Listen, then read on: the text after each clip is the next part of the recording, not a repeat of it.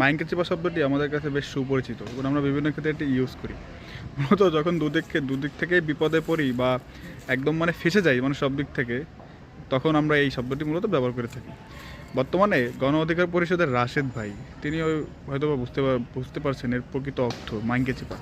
কারণ কি আপনারা জানেন যে রাশেদ হচ্ছে গণ অধিকার পরিষদের সেক্রেটারি বা সাধারণ সম্পাদক। এই রাশেদ আপনার গণ অধিকার পরিষদ থেকে তাকে বহিষ্কার করা হয়েছে, অফিসিয়ালি বহিষ্কার করা হয়েছে। এটা নাটক নাকি এটা আমরা জানি না, বাট বহিষ্কার করা হয়েছে। এবং বিএনপি তাকে নমিনেশন দিয়েছে ঝিনাইদহ 4 আসনে। সেখানে আবার বিএনপি নেতাকর্মীরা স্থানীয় নেতাকর্মীরা তাকে অবাঞ্ছিত ঘোষণা করেছে এবং তারা বলেছে যে বাইরের লোকের ঠিকানা এখানে হবে না, বহিরাগতের ঠিকানা আপনার ঝিনাইদহ 4 আসন হবে না, এরকম স্লোগান। এছাড়াও চামড়া টামড়া তুলে দেবে, এসব ঘোষণা, এইসব স্লোগান দেওয়া হচ্ছে। তো সব দিক থেকে আমাদের প্রিয় রাশেদ ভাই বিপদে পড়ে গেছে। কি হবে, এক তো নিজের গড়া দলও গেল, নিজের গড়া দল থেকেও বহিষ্কৃত হলো, আবার বিএনপি যে নতুন দল এমপি হওয়ার জন্য যে দলের সে যোগ দিয়েছেন, সে দলে যারা যে এলাকা থেকে ইলেকশন করবে সে এলাকার স্থানীয় নেতাকর্মীরাই তাকে মেনে নিচ্ছে না।